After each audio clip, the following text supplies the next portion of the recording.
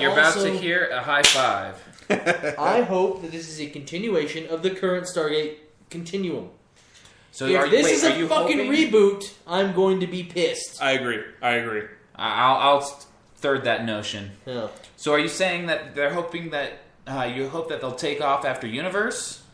Or maybe go on further adventures, around the SG-1 team, maybe? Well, I mean, there's an easy way they could take SG-1, Atlantis, and Universe and just combine them, Yeah. They've already got all the bridges in play. Exactly. But the only thing is, I'm really afraid they're going to make it a reboot because they don't want people to have to go back and watch all that shit. They should, though. They should rewatch it all. Yeah. I don't know. I mean, I can understand your point, though. That was their reasoning for Star Trek. Let's reboot Star Trek. Yeah. Granted, it's been on TV for 50 years, and you've probably watched it at some point, but man, that Christopher Pine kid sure does look cute. Let's make him Kirk. Chris said Christopher Pine kind was cute. That wasn't English. That was not words. Nope. Words not good now. Bad. So I'm afraid it's going to be a reboot, but it'd be really cool. I'm not so concerned about them erasing SG-1 and stuff like that, or if they can build off of the current universe, or make them or fucking cinematize some of the storylines from SG-1 and make it a continuation from the first film. Well, it would almost be if they were to do off of SG-1, they would almost have to Star Wars that, where they just bring back these old people who are now generals of everything. Mm-hmm. So, but, I mean, that would still be cool because, you have your old characters intermixing with everyone, and then maybe we can get an end to Universe that I don't have to fucking get hung there to dry. That was ass they made a movie to finish it. No. Nope. Oh, they just they put them to go to sleep, and then they're done. They drift off into nothing. That's the end of the fucking thing. That all of Stargate ends on that. That's what they ended it on. That is bullshit. Cool. I swear they made a Universe movie, but like a direct-to-TV movie or something like that to finish it. But I looked and looked. They talked about it, but they never fucking did it. Okay.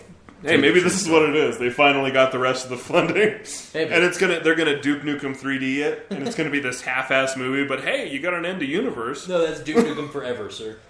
No, Duke Nukem 3D was the original game. That's what I'm saying. Yeah, and it's just a continuation. Oh, of hey, we finished it. Yeah. So, but speaking of things, I'm gonna skip a little bit. I'm gonna skip the third one, go to the fourth one, then we go back to the third one in a minute. Speaking of things that might get rebooted, Joe Gasm. Seriously, Joe Gasm. That's awful. Yeah. A relative unknown has been picked to pen the screenplay for the Cliffhanger reboot. Sylvester Stallone made an awesome movie. Why do they need to remake it? Who the fuck is sitting in Hollywood saying, you know what we need to redo? Cliffhanger. Because, there's not a pile of movies more pertinent to Cliffhanger that need to be rebooted. They should just use James Franco. If they use James Franco, then it'd be like the same story as, 23 hours or something? 27, yeah. They're like, this is what happened before. Cool, huh? Cliffhanger? Yeah. Cliffhanger. Let's pick some other random 90s action movie to fucking reboot. How about Demolition Man? That was actually what I wanted to say. I would. You know what? I would watch a Demolition Man reboot. Let's start a Kickstarter for Demolition Man. No, how about just a solid Sylvester Stallone remake series? Yeah.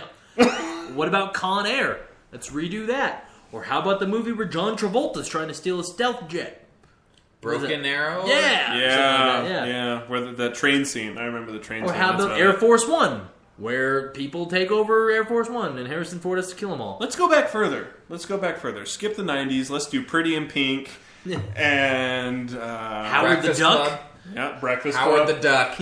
Yes. Remake CGI Howard. Yeah. We need more Mighty Ducks. We need Ducks. No, we need to reboot Mighty Ducks because continuation just doesn't make sense anymore. Right. No one would understand that. That wouldn't make any sense. We have issues with reboots. You guys should know that, though. Alright, anyway. Speaking of reboots, here's one I approve of. Charlie Cox has been announced to star in Netflix and Marvel's original series, Daredevil. I've seen a lot of people post about this on Facebook, and all of them have been saying that, well, now I have a reason to have Netflix and Hulu. Yeah. So, I don't know. I'm excited, and you know what?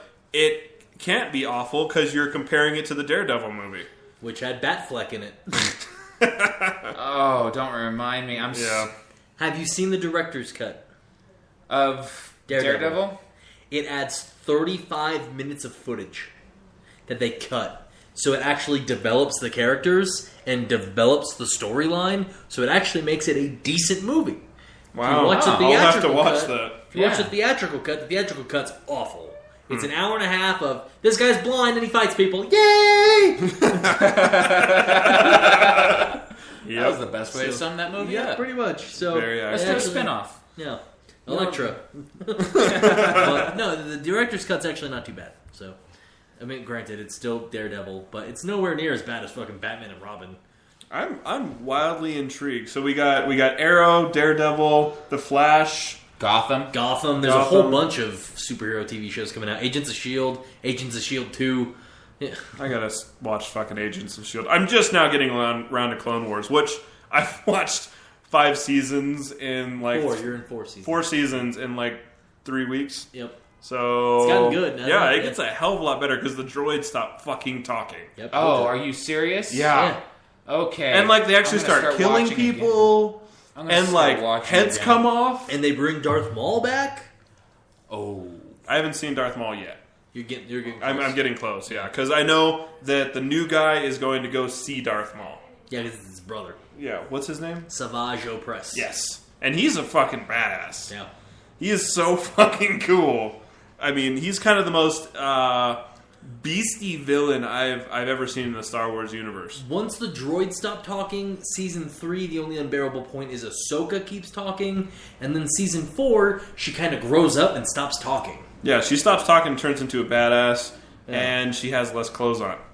Yeah, she slowly starts stripping. It's like when you level up in WoW or anything. Less clothes means more armor. Yeah. Weird. Yeah. But no, I mean, Daredevil, they haven't released too much about it and get back on track. But it should be good. I don't see why not. Netflix does a decent job with Is that the series. cat again? I think so. Okay. Yeah, there's the dog. It was. I'm sure Hannah's holding him this time. So, yeah, Her. maybe. So now, the last but not least part of the movie news that I haven't seen the movie yet, so I can't weigh in on this, but A Million Ways to Die in the West by Seth MacFarlane has been getting terrible reviews and is currently sitting at a 32% fresh rating on Rotten Tomatoes. You know what I'd like to see? How the first 3 seasons of Family Guy rate on Rotten Tomatoes as well. Yeah. Because it's one of those things as critics can't judge properly. Here we go. It's 32% by critics, 55% by fans. That's a About pretty half good... the population likes it. I'd say... Well, that seems about... accurate with Family Guy, because I generally see people who like it or fucking hate it. 5 years ago, though, I still liked it. 80%. It was more of 80% like Family Guy. 20% didn't like it, and slowly more and more people have stopped liking Family Guy because it's a one-trick pony. I don't know. I love it. I love every new season, and the Cleveland Show and American Dad. I can't get enough. I fall asleep to them all 3 every fucking night. But see, what does that tell you? You fall asleep to them. No. On a show, I just watch it and watch it. And No. Right. No, hold on. I have watched every single one multiple times, and then you fall asleep to them later. Yeah, exactly. Okay. So it's I have them all, and they just play on a loop while I go to sleep because it's comforting and it's nice, and I know it, and the jokes are good, and I'm not getting angry, which a lot of shows do to me. Understandable, but I mean, personally, I saw the trailer. To watch Buffy. We talked about this 3 months ago. The trailer looks hilarious. Yep. But what did I say then? And I say it every time. I'm afraid the trailer is the best parts of the movie. Yeah, they gave it all out. Yeah. And I'm sure people weren't too interested in it, so that's when they had to throw out there, oh, hey, Doc from Back to the Future is going to be in it. Yeah, that part was good. I do have a buddy who's seen it, not once, but twice already. It came out last night. Yep, he's seen it twice, and he thoroughly loves it both times through. See, I'm excited. I love Seth MacFarlane and all of his humor. He completely has it down for me. I like the way he overdoes a joke because he overdoes it purposely to make the joke stupid, but it's stupid because it's funny. And it's funny because it's stupid and overdone. I like how ballsy he gets with things. Oh, yeah. I can say that I didn't like Ted till halfway through it, so I could see me saying the same thing about this one. Interesting. I loved Ted the whole way through.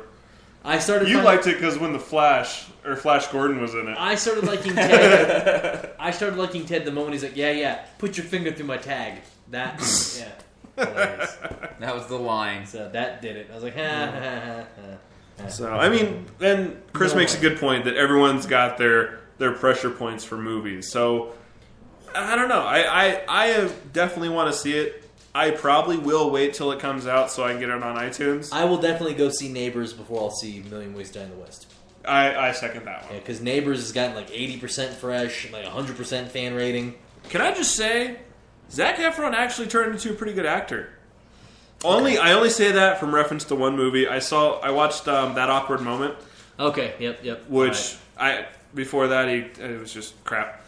That one was actually pretty good. No, that one movie where he was the kid that could see dead people. That one was good. Sixth Sense? No, it was Charlie Boyle. Oh, I don't think I Janet. saw that one. Yeah, What was the movie where Zac Efron could see dead people?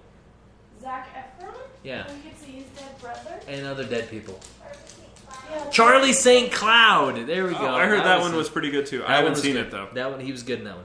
So yeah, so really good. he is blossoming as an actor. Completely missed that one. It's good. You should watch it. He can see dead people. So it's That's the summation of the movie. He sees dead people. No, you could see his deceased brother and the girl that was dying. She wasn't dead. You just ruined the movie for Bill. You ruined and it. me. I haven't seen it. Ruiner.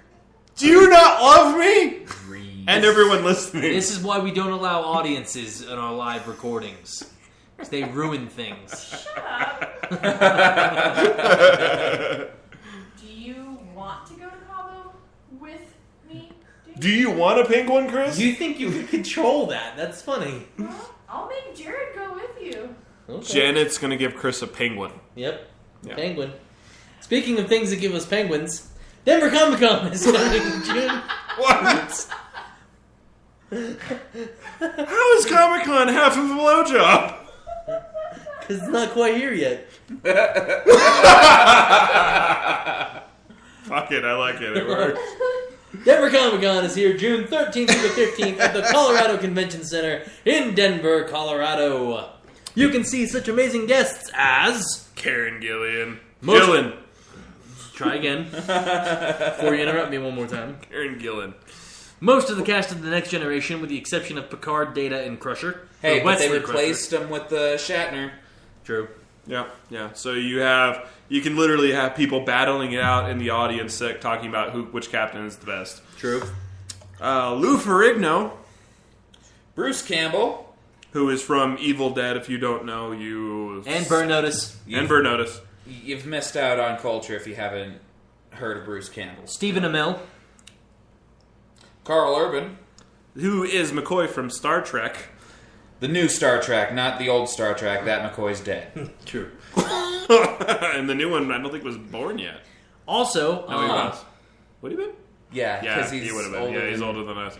Yeah, older than Wheaton. and also you have the cast of the original 1960s Batman TV show, Adam West, Burt Ward, and Catwoman herself, Julie Newmar. In case you don't know who Burt Ward is, that was Robin. Yeah, because most people probably don't. And zombie guy Max Brooks. I think that's pretty cool. He did World War Z and Ultimate Guide to Surviving a Zombie Apocalypse, or the title is something like that. But yay! So Yay! yay! Yay! Zombies! That's the most important part about Comic-Con. We're going. We are going to Comic-Con. We're going to be there. Is that the most important part? Or is it That's because it's for important. children? That's not what I was getting at. Children? No, is that it's the Batman anniversary. Yeah, the 50th anniversary of Batman. And won't somebody think of the children? Okay, so I don't know. I was gonna say I don't know. Well, there was three things. There was three things there, and yeah, I lost it. Denver Comic Con is an awesome event. It's a non-profit that supports Comic in the Classroom, which is a great event that helps get reading into classrooms, a thing that seems to be going out the window. Yes, so this goes right in hand with Reading Rainbow. So Denver, Right, and he's going to be there. yeah. So comic book LeVar classroom. Yeah. Helms